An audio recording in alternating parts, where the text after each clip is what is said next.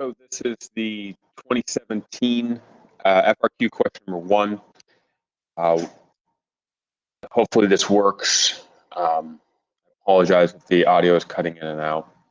So it asks us to assume that country X has an actual unemployment rate of 7% and a natural rate of unemployment of 5%. Because the actual rate of unemployment is greater than our natural rate of 5, this means our economy is going to be in a recession. Question A is asking us to draw this on the Phillips curve and label our current position at point B. So if you look at the scoring guidelines illustrated here, please remember that the Phillips curve is a downward sloping line. You have a vertical inflation rate and then horizontal unemployment rate. The current level of unemployment is going to be at 7% here, which means our economy is to the right of that long run Phillips curve, which means we're in a recession. If we'd been at equilibrium positioning, if the statement didn't give us numbers, they just said, hey, we're in a recession, you'd have it down here. If they said, hey, we're at long run equilibrium, it'd be in this position. If it had been at an inflationary period, we'd be up here. So you were going to get a point for drawing out the graph correctly, labeling everything, and then putting us at a recession over here. You continue to move on. The question asks, assume that the government of country X takes no policy actions to reduce unemployment. In the long run, will each of the following shift to the right, shift to the left, or remain the same? So if you're in a recession, that means that the cost of production is going to be lower. Remember, when you're in a recession, workers are willing to accept lower wages. With lower wages means lower cost production. If there's a lower cost production, that means aggregate supply is going to shift to the right. Remember, there's an inverse relationship between cost of production and aggregate supply. So it's going to shift to the right because of the cheaper inputs. The long run Phillips curve, on the other hand, the long run Phillips curve, not going to move. The long run Phillips curve is directly related to the natural rate of unemployment.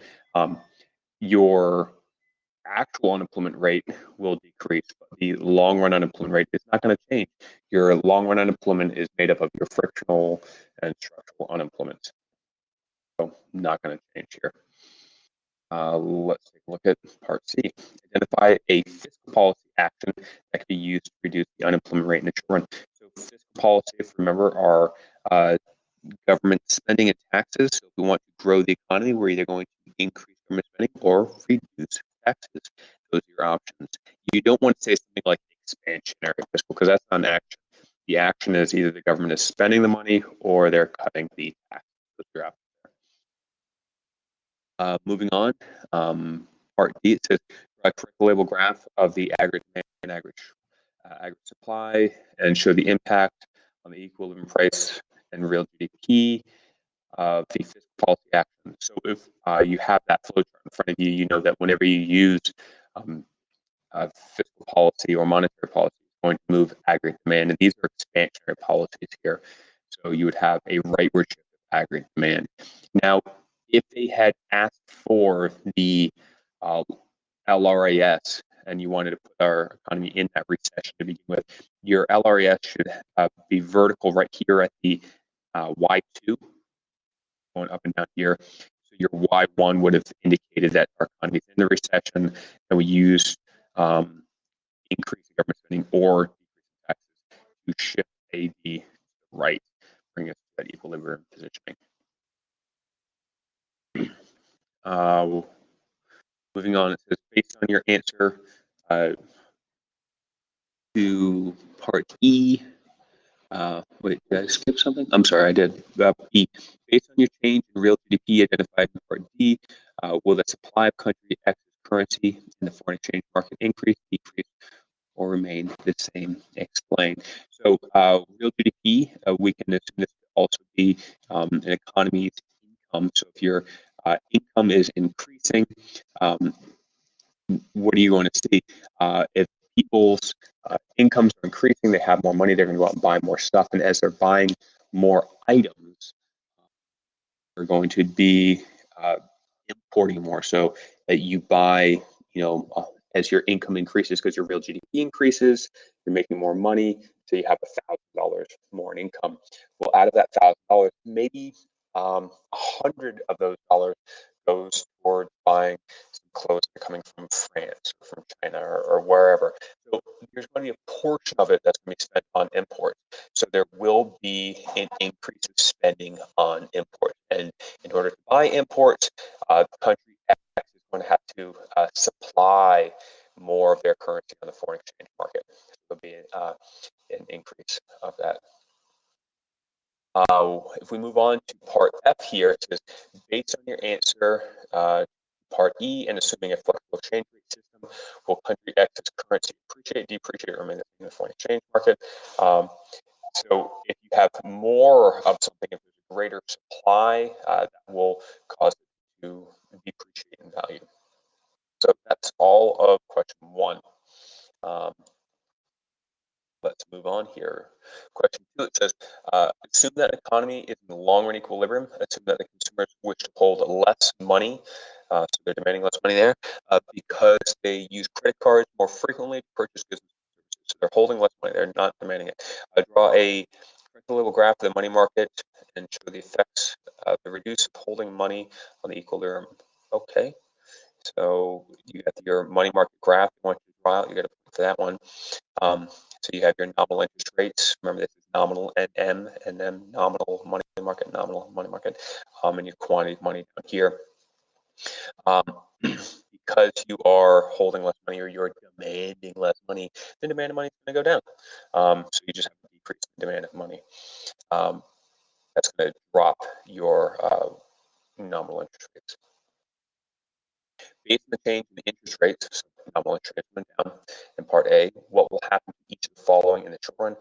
Prices of previously issued bonds. Remember, there's an inverse relationship between bond price and interest rates. Inverse between bond prices and interest rates. So as interest rates go down, you're going to see that bond prices will increase. The price level and real income explained. So as interest rates go down, we can see this from the flow chart there. As interest rates go down, that will be an expansionary monetary impact.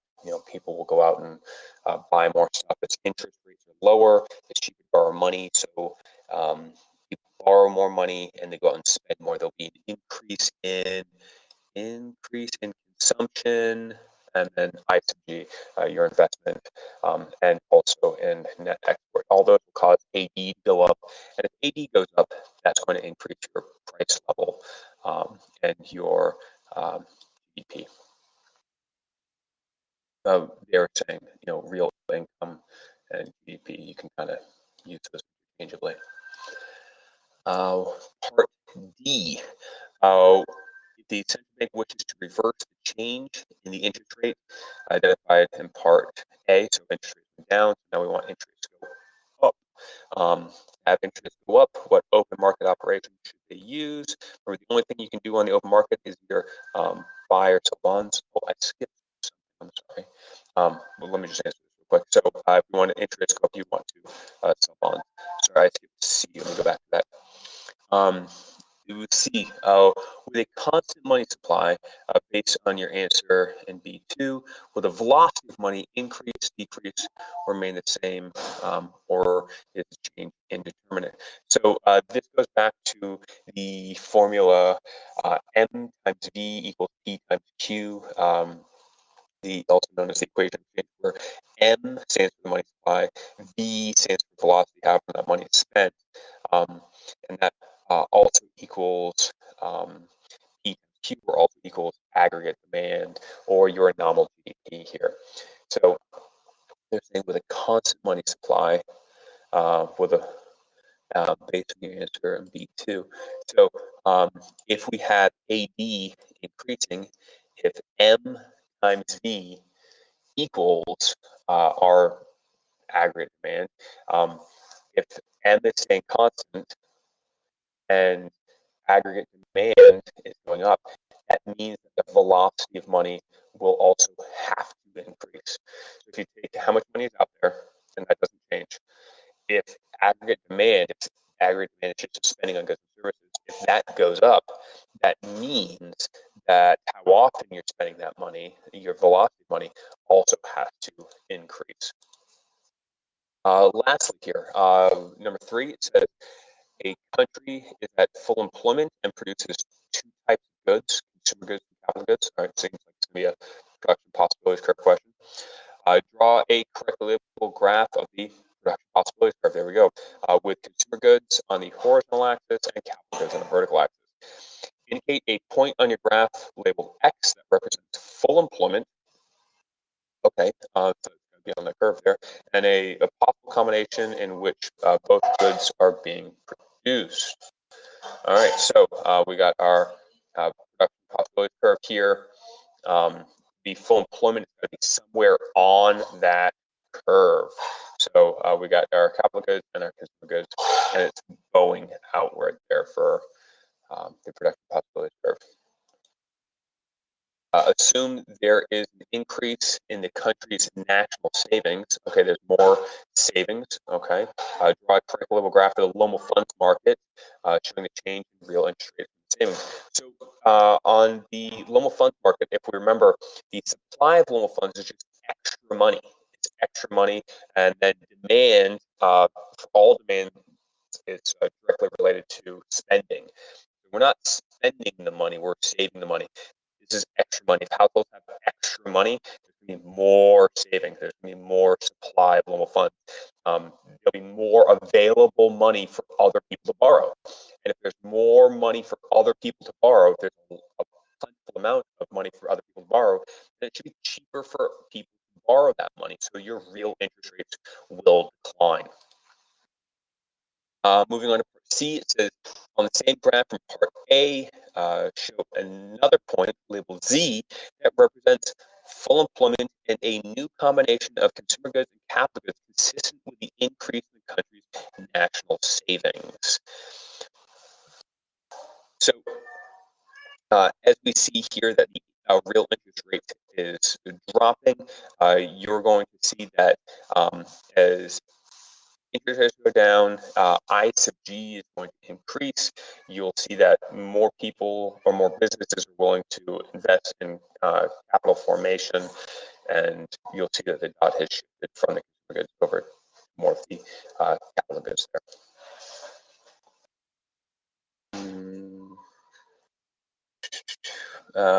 Because people aren't, this is also, sorry, I want to make sure you guys understand that. People aren't buying the consumer goods, they're saving their money.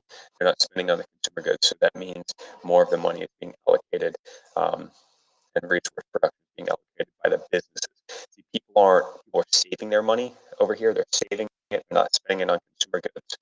And if they save their money, who is actually using this money? It goes into the banks, and then the banks lend it out to the businesses, and the businesses use that to buy capital goods. It's kind of a tricky question there, but I wanted to make sure I explained it.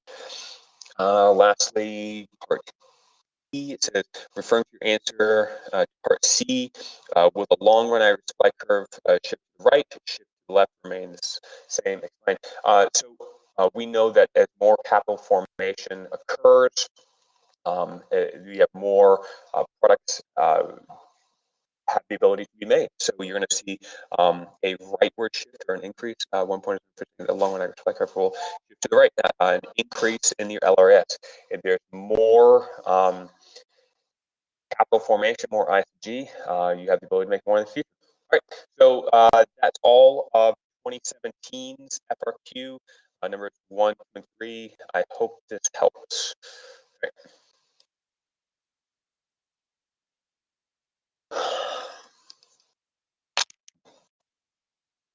Please tell me that recorded.